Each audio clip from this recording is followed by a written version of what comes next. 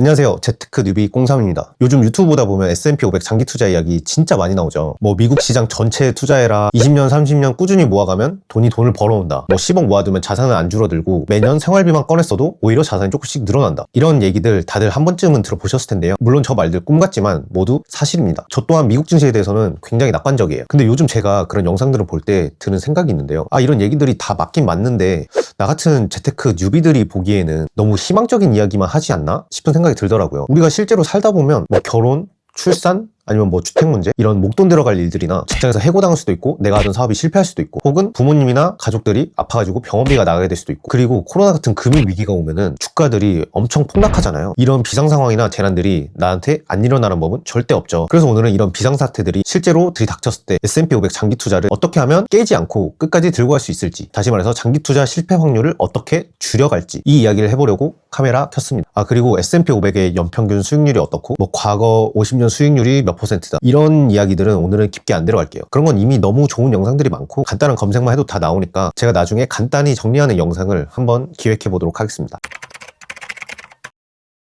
일단 첫 번째로는 비상금 구조부터 이야기를 해볼 거예요. 장기 투자를 할 때 가장 위험한 건 앞서 말한 인생 비상사태가 터졌을 때 강제로 주식을 모두 팔아버리게 되면 동리라는 이 잘 가고 있는 열차에서 강제로 뛰어내리는 거잖아요. 이게 가장 큰 문제라고 봐요. 특히 안 좋은 일은 엎친 데 덮친 격으로 한 번에 몰려오기도 하잖아요. 뭐 예를 들면 금융위기 상태가 왔다 그러면은 지수는 당연히 폭락해 있겠죠. 그리고 금융위기 상황이면은 아주 높은 확률로 사업자이든 노동자이든 내가 보유한 혹은 내가 속한 생산수단이 똑같이 위기가 올 확률이 높아지는 거죠. 여기서 진짜 또 잘못되면은 그로 인해서 내 수입이 끊기고, 더 최악으로 생각해보자면 주가는 떨어지지, 내 수입은 끊겼지, 이런 스트레스들 때문에 병이 날 수도 있어요. 근데 이런 상황들에서 내 자산들이 비상금 한 푼도 없이 주식에 몰빵되어 있다 그러면 아무리 폭락장이어도 어쩔 수 없이 매도를 하게 되겠죠. 그 단 한 번의 강제 매도가 복리를 한 방에 날려버리는 대형 사고인 거죠. 그래서 저는 장기 투자를 최대한 젊을 때부터 시작한과 동시에 비상금도 일정 비율 같이 세팅을 해나가야 된다고 봐요. 저 같은 경우는 예비 부부인데 부부와서 한 3천만 원 정도를 조금 넉넉하게 잡은 1년치 생활비라고 생각하고 비상자금으로 만들어가고 있어요. 근데 이 금액은 각자 집집마다 다르겠죠. 저희는 자녀가 없는 기준이고 각자 가족 구성원이나 뭐 소득이나 소비 수준을 감안해가지고 우리 집 비상생활비를 숫자로 한번 정확하게 계산을 해보시는 거를 추천드릴게요. 그리고 이 비상금을 100% 현금으로 보유하고 있으면 인플레이션에 살살 녹겠죠. 그래서 이 비상금도 극히 일부만 예금이나 파킹 통장을 이용하고, 큰 틀은 금이나 채권 같은 인플레이션이나 금융위기를 해지해줄 수 있는 투자 수단에 넣어두는 게 맞는 것 같습니다. 여기서 핵심은 비상금이라는 에어백 구조를 설정하기입니다.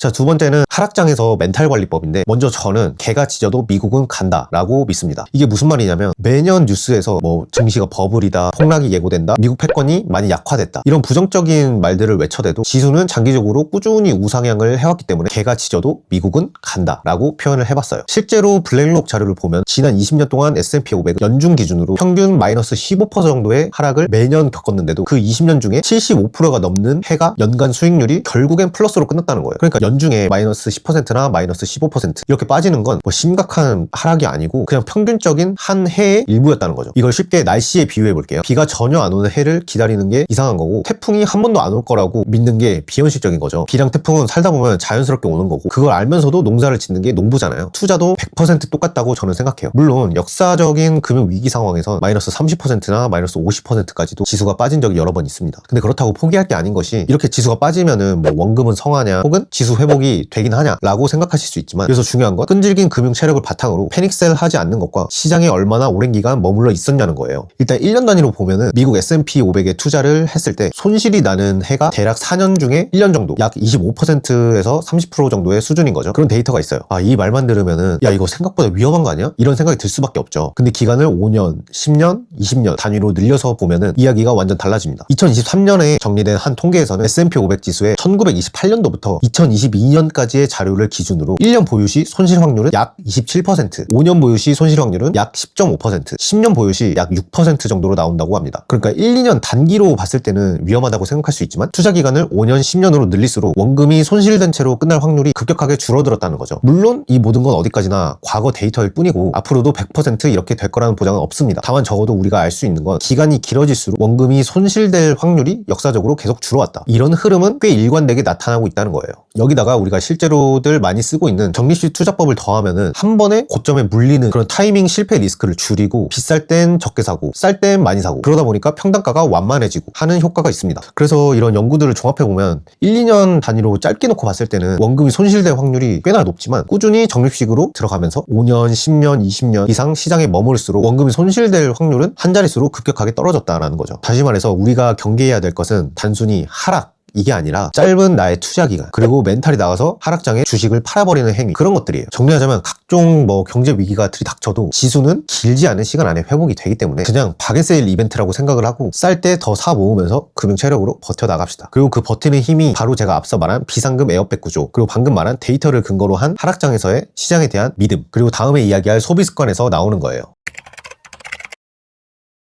세 번째는 또 소비 습관 이야기인데요. 앞선 영상에서 마시멜로 테스트 이야기로 소비에 대해서 자세하게 다룬 영상이 있으니까 같이 한번 봐주시고요. 소비 이야기를 오늘도 조금만 하자면 예를 들어 비상금 에어백을 잘 튼튼하게 마련을 해나가고 있고 투자도 꾸준히 적립식으로 잘 해나가는 와중에 고생한 나를 위한 선물이랍시고 차를 바꾼다던가 명품을 산다던가 해외여행을 무리해서 간다던가 이렇게 해버리면 아무 의미가 없는 거죠. 비상금이랑 투자금들은 과거와 현재의 내가 미래의 나에게 보내주는 이 젊은 날의 소중한 시간들이에요. 우리가 이 아름다운 시기에 소중한 시간을 팔아서 번 돈들을 고작 사치품이나 무리한 해외여행, 남들에게 보여주기 위한 소비들로 탕진해버리면 공든탑이 무너지는 거죠. 사치 허용은 절대 금물입니다.